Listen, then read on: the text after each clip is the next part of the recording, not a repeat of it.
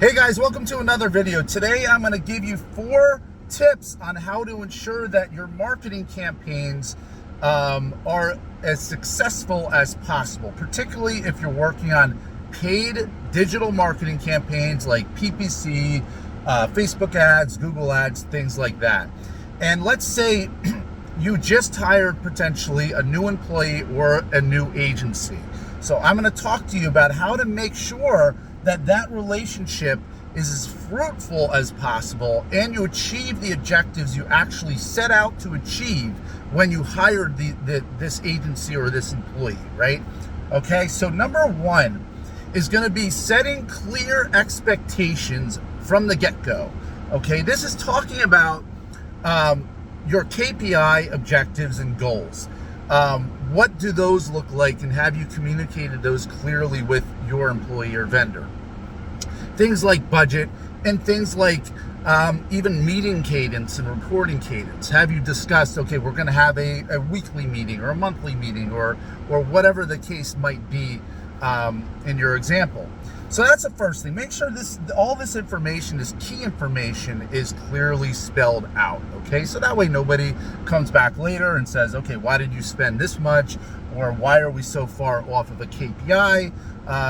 You have to make it abundantly clear what you're actually setting out to achieve with this relationship, okay? Number two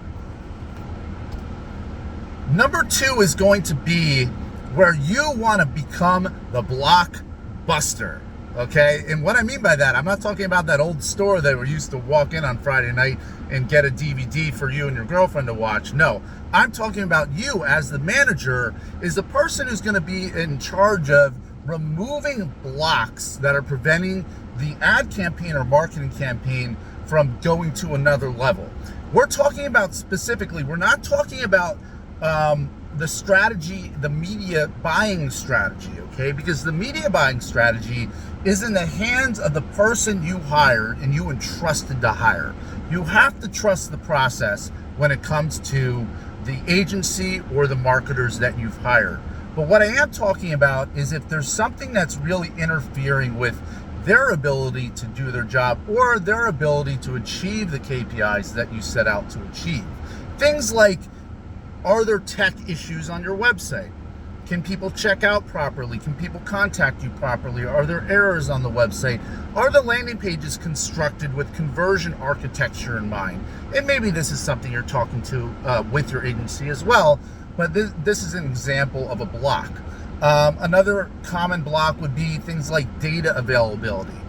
Is the conversion data that's coming into the ad accounts accurate? How accurate is that? Do you need to start thinking about bringing in third-party multi-touch attribution tools like Hyros and other tools like that? These are examples of blocks, right? You want to be the person who's going to be removing, as a leader, taking that leadership role of removing the things that are really interfering. Now, what you don't want to do, and this is leading me to point number 3, what you do want to do, I should rephrase that, is trust the process, okay? If you've hired a new employee or a new vendor, it's very important that you give them the time and breathing room to do the job that you've hired them to do.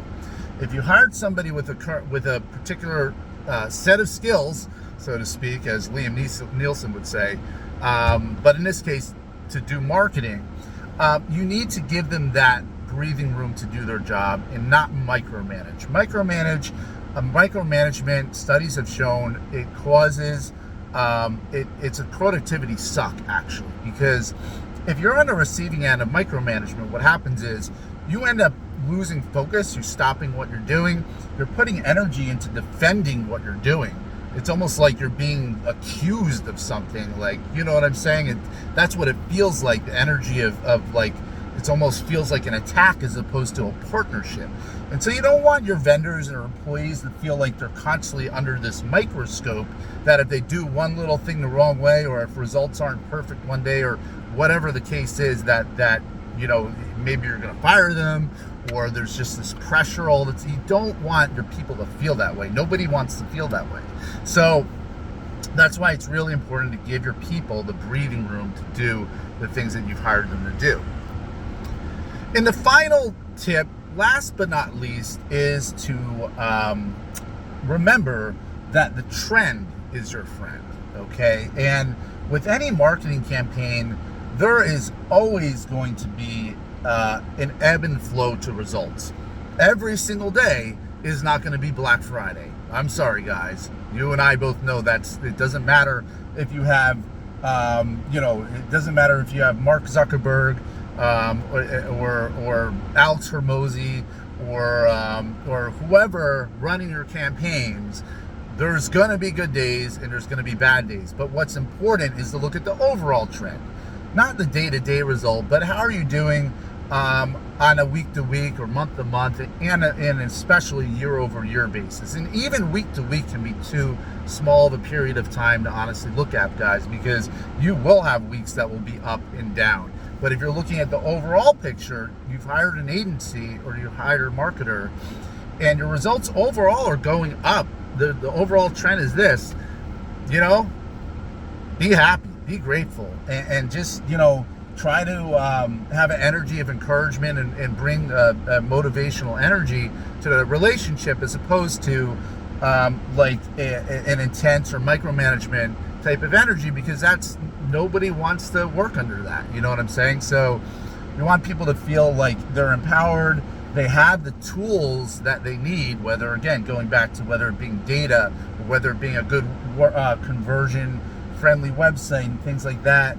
Understanding what are the budgets, what are the targets. Like, as a manager, you have to think macro level, big picture. It doesn't mean you don't talk to your people about strategy, about, here's a new avatar of customer we want to go after. Here's a new segment of the market we want to go after. Here's a geographic area we want to go after. Or here's some feedback on how, like, what we're seeing on the ground floor in terms of the customers that we're getting. Here's the good, here's the bad. All that's great information. That's not micromanagement. That's a good flow of communication. But what you don't want to do, again, is micromanaging how your marketer is going to execute on everything that they're doing. Because when you do that, that's when it just gets uncomfortable as a marketer. And again, it's just something that just takes energy, unnecessarily taking energy and time and mental energy away from sort of the flow of the marketing campaign. And you don't really want to do that, because I have seen a handful of times over the last 17 years of doing this, that when I've had clients that cannot let go of control, and they over micromanage exactly what we're going to be doing inside the ad account, those campaigns do fail. Even like, we know what to do, but then they're interfering by forcing our hand to do things that we at the wrong time and things like that. And then it's like, then the next conversation is, well, why are the results going down? And then it's hard to explain that every time, that, well, it's because you're telling us you're interfering with what we're doing too much. So it's a hard conversation to happen.